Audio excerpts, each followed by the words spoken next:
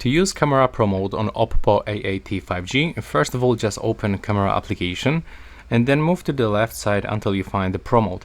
And first of all, when you're opening the Pro Mode for the first time, I will highly recommend you to click on this small information icon and you will actually get a description of every parameter: ISO, white balance, shutter speed, exposure compensation, and automatic or manual focus.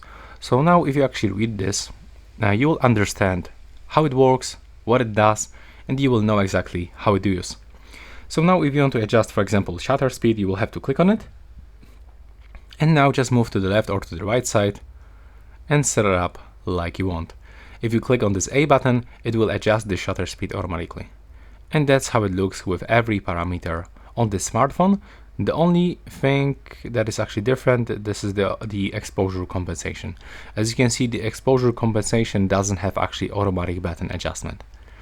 And if you want to reset this Pro Mode settings, click here.